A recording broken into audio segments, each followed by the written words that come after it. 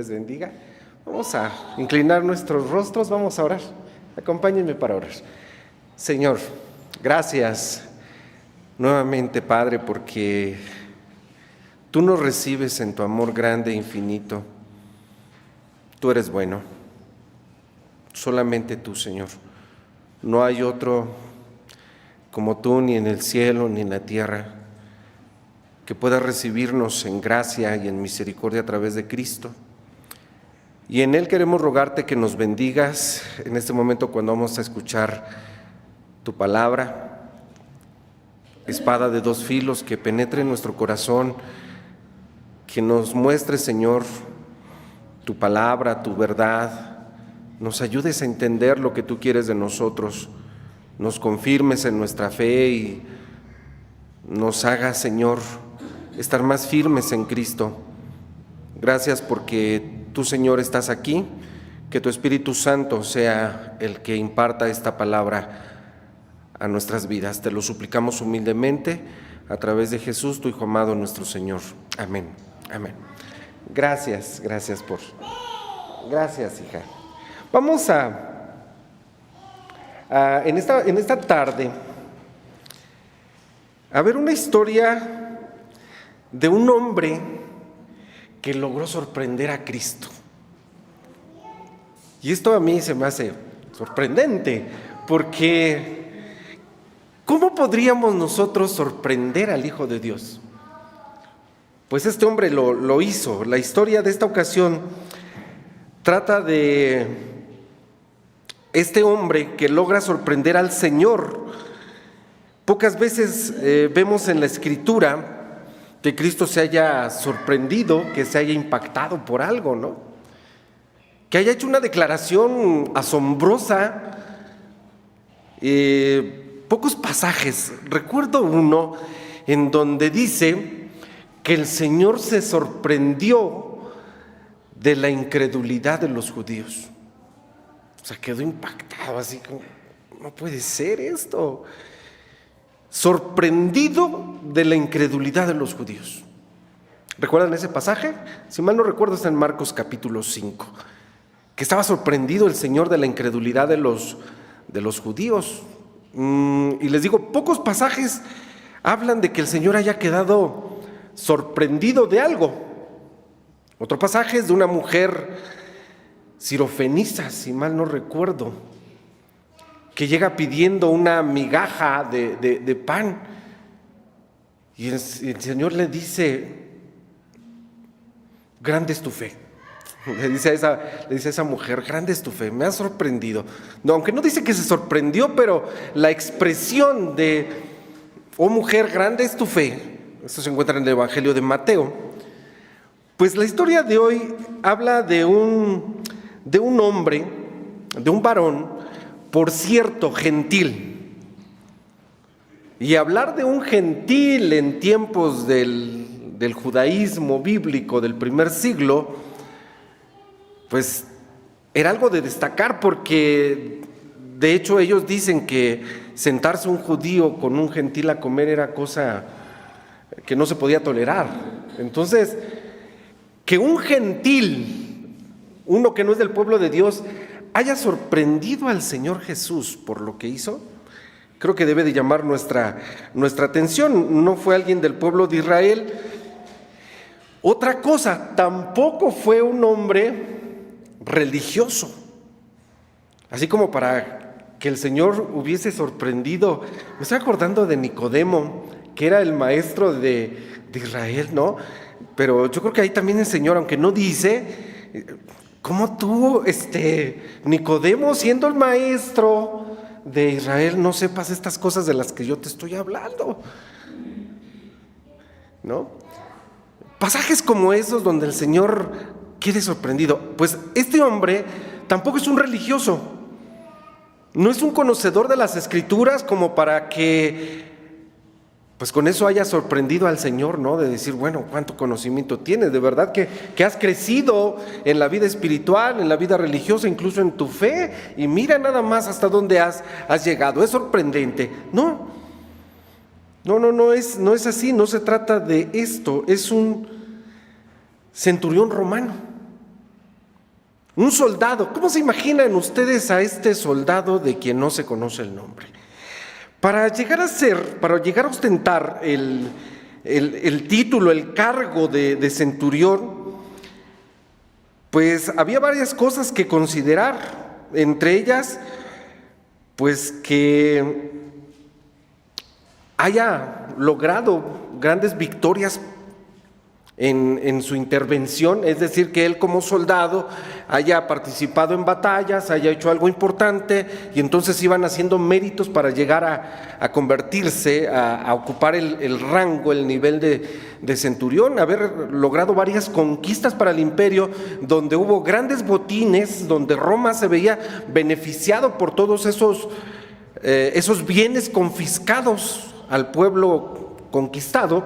Y entonces iban haciendo méritos para poder ascender, además de la lealtad, de la fidelidad al César.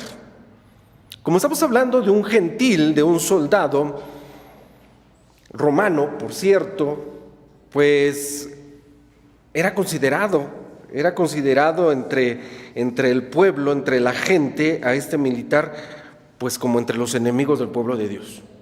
Gentil, soldado, centurión del ejército de Roma, no era bien visto. Sin embargo, este es el hombre que va a sorprender al Señor.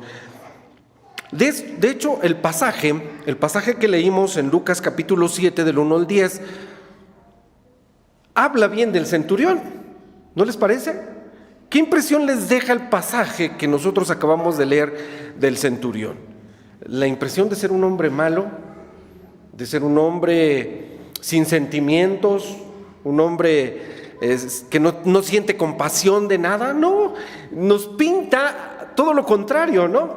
Nosotros nos imaginamos un militar, un soldado regio, con un carácter fuerte, ¿no? Porque a lo mejor lo requería su cargo, sí. Pero aquí se nos habla de un centurión, buena onda, perdón por la expresión, es un soldado, es un militar que dice que tiene un siervo, ¿sí? Al que tiene mucha estima, lo aprecia. De hecho, su siervo está enfermo. Y bueno, para un soldado como él, para un centurión, era tan fácil, miren, era tan fácil en aquel tiempo que si se perdía un siervo, no sé, en un combate, en un accidente, se murió el siervo, no te preocupes, ve al mercado y tráeme otro, más o menos con las mismas características.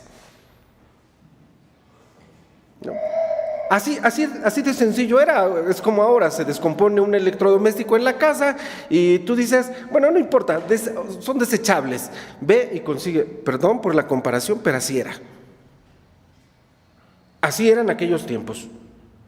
Pero que el soldado, este centurión, tenga aprecio por su siervo, dice que lo tenía, ¿cómo dice el pasaje? En alta estima. Eso habla bien de él como amo, ¿sí? Tenerlo en alta estima. Él estaba enfermo de gravedad, a punto de morir, estaba al borde de la muerte, y el centurión se muestra preocupado por su siervo. Ya les dije, no era algo común. Se muere, no importa, trae otro. No, lo tiene en mucha estima, tanto que al oír de Jesús va a hacer algo que obviamente todos nosotros haríamos por alguien a quien apreciamos, por alguien a quien amamos, por alguien a quien estimamos, ¿no? ¿Qué no hacemos por alguien que queremos? Por alguien a quien amamos. ¿Qué habrá algo que no podamos hacer por esa persona a quien amamos? ¿Por alguien a quien apreciamos? Creo que no. No hay nada que nos detenga de decir, sí, yo lo hago. Y uno hace su esfuerzo. El mejor esfuerzo por esa persona, por ese alguien, ayudarle, no sé, asistirle. Y aquí lo que está haciendo el centurión, bueno, pues deja muy buen sabor de boca lo que se dice de este hombre, porque cuando uno aprecia, cuando uno ama a alguien, uno está dispuesto, esta palabra es importante, ¿no? Estás dispuesto a hacer cualquier cosa, a hacer todo lo que esté en nuestro alcance para hacerle bien, para ayudarle. Pero bueno, el texto también habla, no solamente nos deja la impresión de un buen centurión romano que tiene la preocupación por su siervo. Creo que aquí también tendríamos que ver la otra cara de la moneda, porque también habla a favor del siervo. ¿Cómo se ganó el siervo el favor del centurión? Para que lo tuviera en tanta estima. A ver, tú trabajas en una empresa, tú trabajas en una oficina, tú trabajas con un patrón. Es fácil ganarse el aprecio del patrón.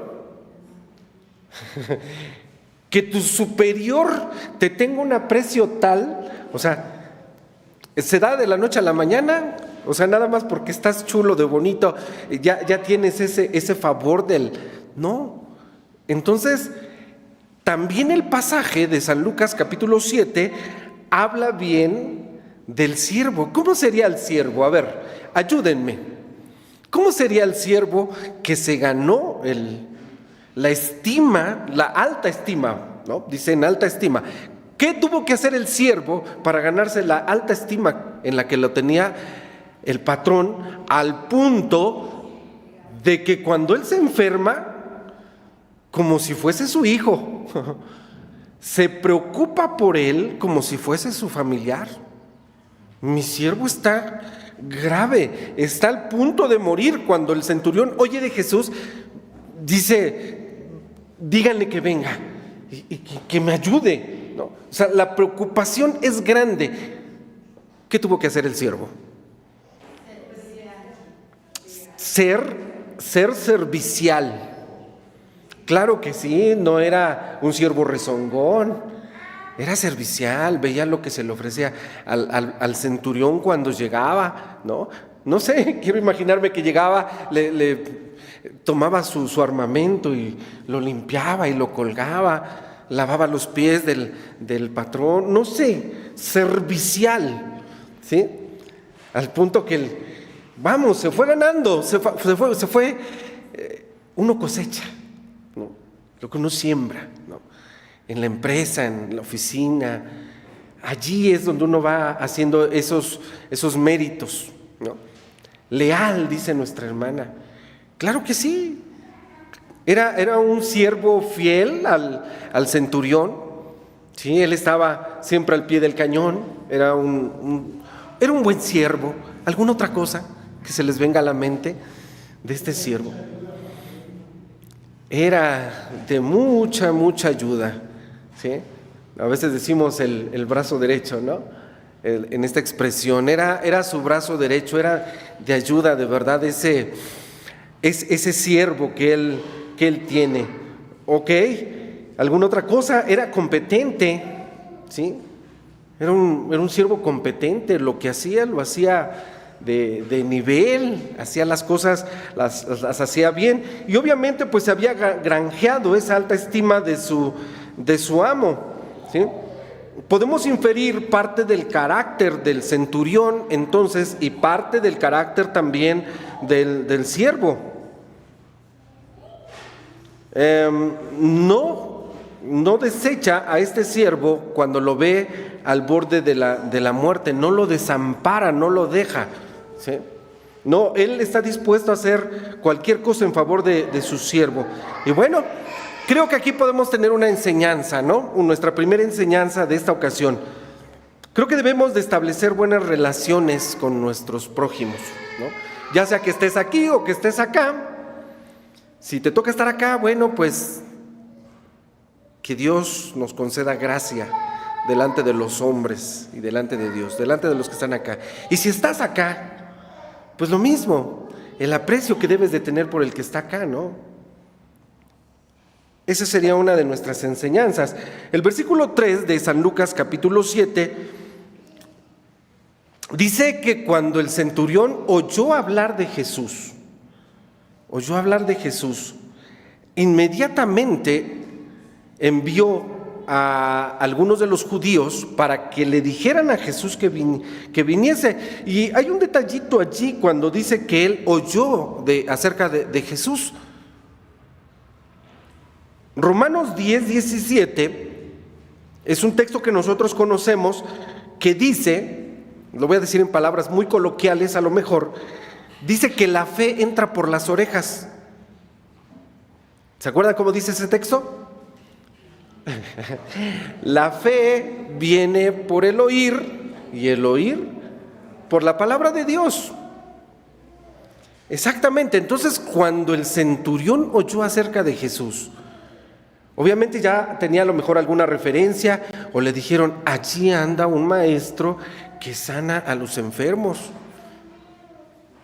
Y entonces la fe entra por las orejas de este centurión y envía a los ancianos de los judíos con una petición ante Jesús, que viniese y librase a su siervo.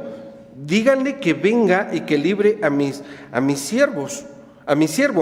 Ellos probablemente, estos hombres que fueron enviados, posiblemente eran los cabezas de la sinagoga de ahí de Capernaum, los magistrados religiosos del lugar. Esos fueron los mensajeros que les envió, rogando al Señor Jesús que viniese. Y estos hombres judíos fueron delante del Señor Jesús, y dice el versículo 4 que cómo era su ruego: con diligencia. Diligentemente atendieron a la petición del centurión: vayan con Jesús y díganle que venga. Y estos hombres fueron delante del Señor y diligentemente le decían al Señor que fuese con el centurión. De hecho, ellos dicen que es digno que le concedas lo que está pidiendo.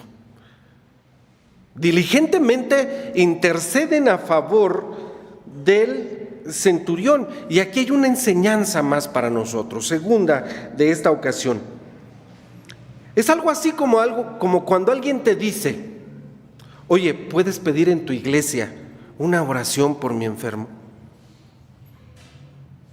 ¿Tú qué haces con eso? Actuamos. ¿Y qué tan diligentes somos? Quiero compartirles algo muy fresquecito. Me habla nuestra hermana Luchis, nuestra hermana María de la Luz desde Minatitlán, y me dice: Roge, hay una hermana que tiene a su esposo muy grave en cancerología. ¿Puedes ir a verlos? Dije: hermana, estoy enfermo. Me siento un poquito así. Eso fue, no recuerdo qué día fue, pero días atrás. Le digo: no se preocupe. El día que me llamó, inmediatamente le digo: mándeme su número de la hermana Minerva, se llama Minerva. La atendí y le dije: mire, en el hospital no me van a dejar entrar. No me siento mal, pero me escucho. Y nada más por escucharme me van a decir: usted no pasa. Nada más por eso. De hecho, creo que ya me quedé así.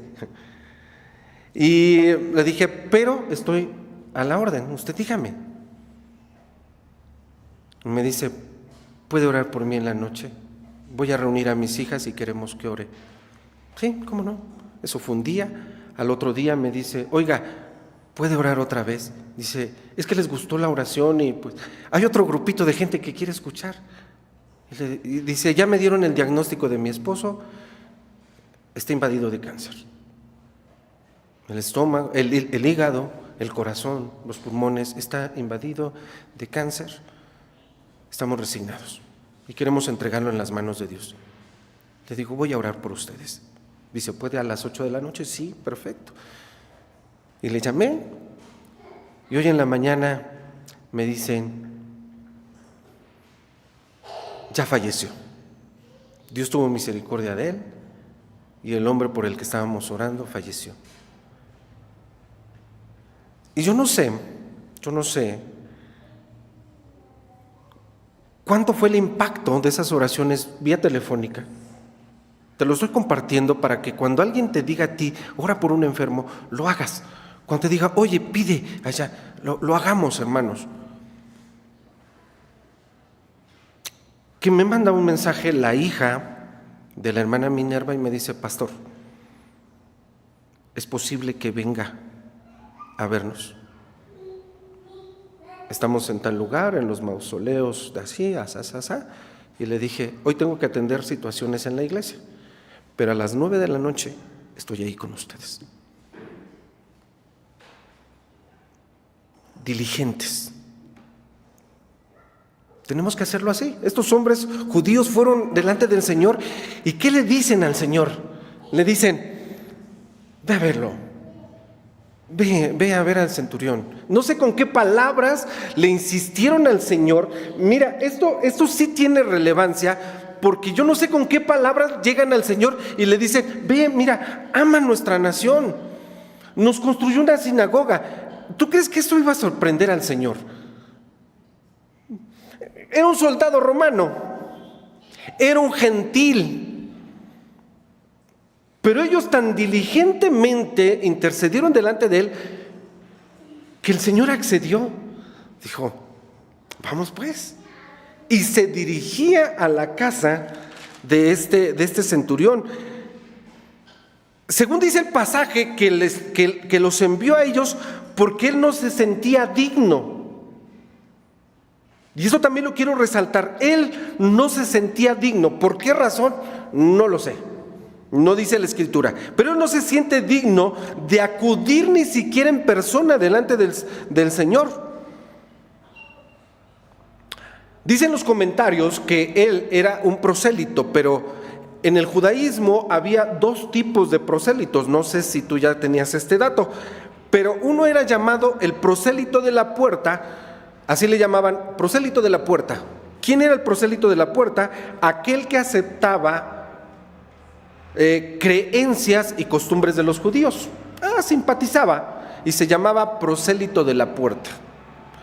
Pero había otro tipo de prosélito, el prosélito de la justicia.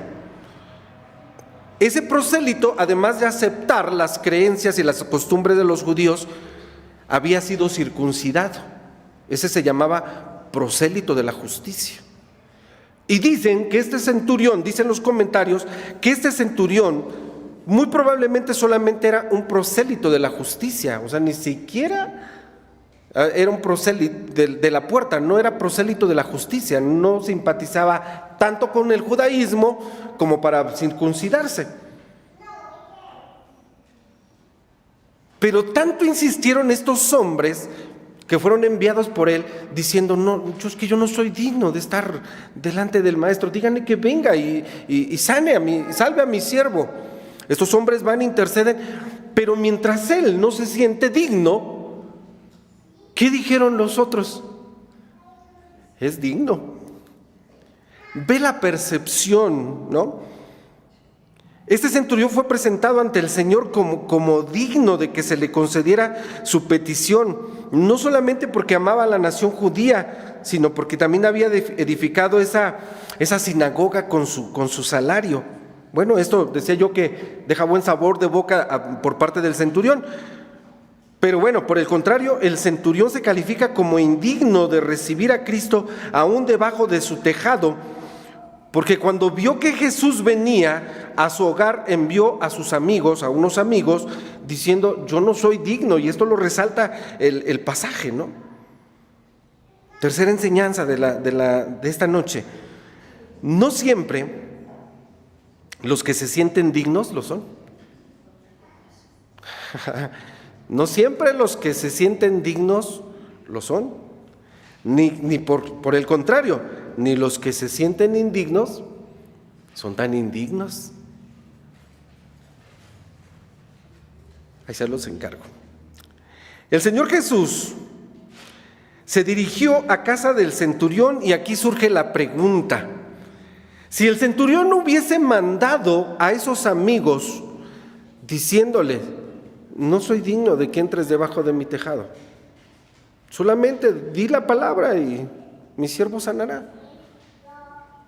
Si no hubiese mandado a esos amigos, Jesús, el Hijo de Dios, ¿hubiese llegado a la casa del centurión? ¿Tú qué crees? ¿Respuestas? ¿Quién dice que sí? Levante su mano. ¿Quién dice que no?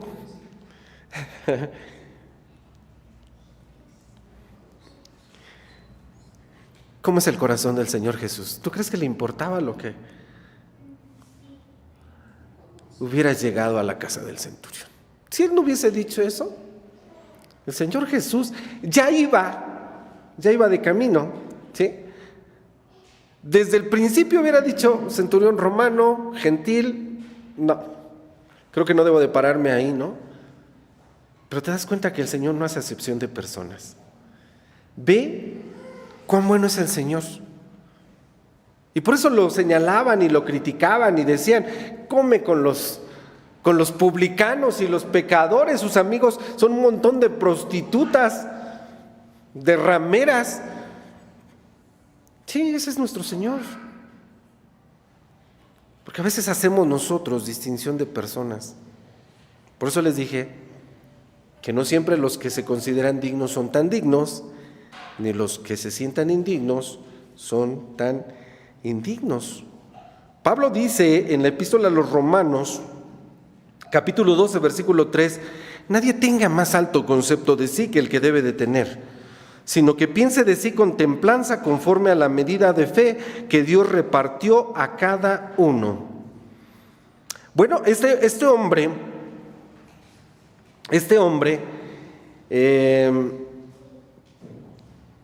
dicen algunos que no era digno, sí, no era digno a lo mejor a sus propios ojos, pero a los ojos de Dios, sí era un hombre digno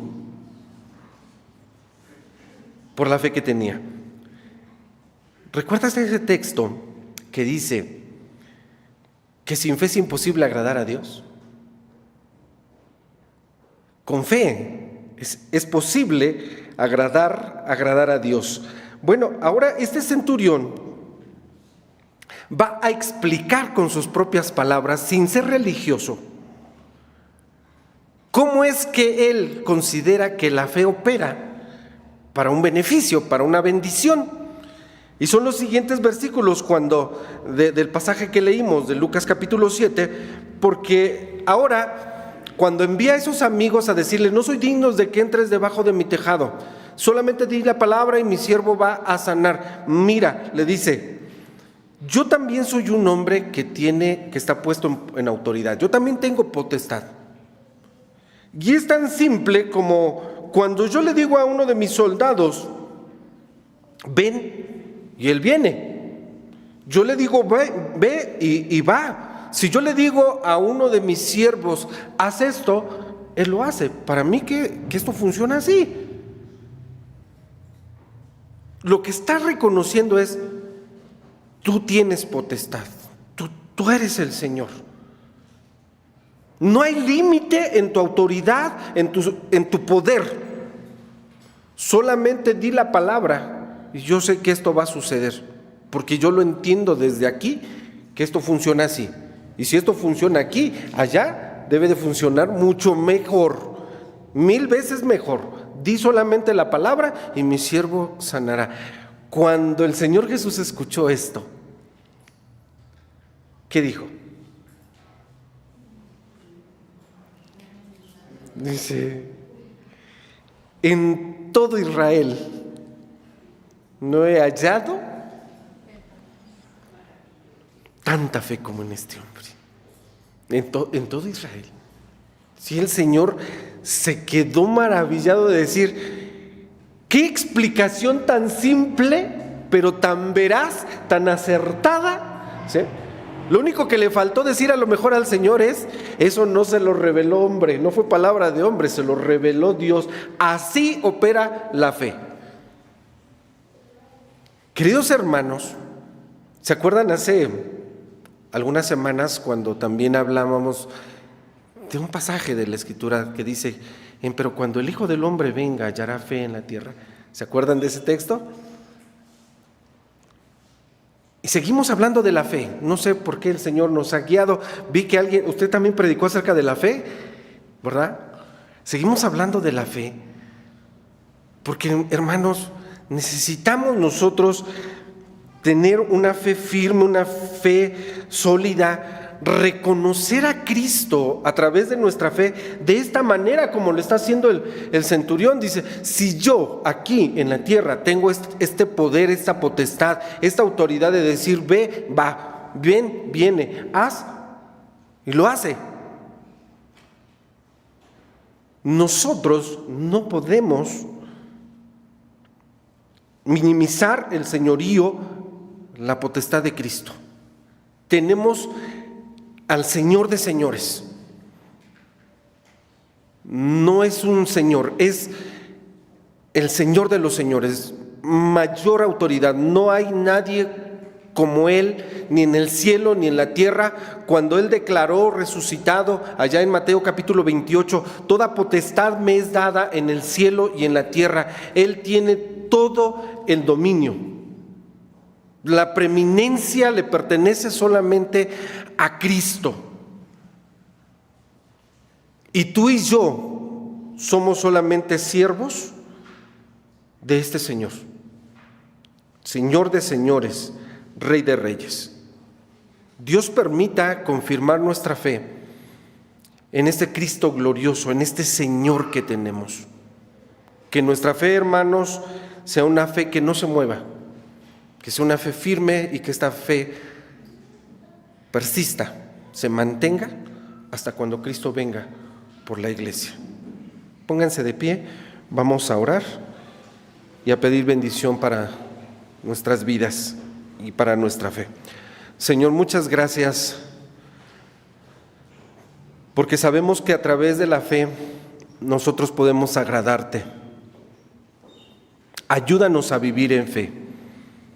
No andamos por vista, sino por fe. Y esta es la victoria que vence al mundo, nuestra fe. Ya lo vimos, Señor, la ocasión anterior. Hoy en este pasaje hemos visto cómo tú puedes agradarte de alguien que realmente tenga una fe firme. Que entonces queremos decirte, Señor, que nos interesa tener esa fe. Ayúdanos a acrecentarla, aumenta nuestra fe, Señor, ayúdanos a confirmarla, ayúdanos a echar mano de los medios de gracia para que nuestra fe no decaiga, que ninguno de nuestros hermanos de esta congregación, Señor, se debilite en su fe. Los tiempos son difíciles. Y Padre eterno, ayúdanos a cuidar de esa fe, leyendo tu palabra, orando, teniendo comunión contigo, Señor, con la iglesia, participando. Todas esas cosas, Señor, que nos hagan estar cada vez más firmes y más sólidos en nuestra fe. Cuida, Señor, de tu iglesia, pastoréanos cada día. Y Padre eterno, pues aprovechando el testimonio que acabo de compartir, bendice a la señora, a nuestra hermana Minerva, a sus hijas, consuélales en esta noche, Señor, por la partida de su esposo, José Natividad, a quien en tu misericordia, Señor, lo has alcanzado. Tómalos en tus manos, bendícelos y sé, Señor, con todos nosotros, ahora y siempre, en el nombre de Cristo Jesús. Amén.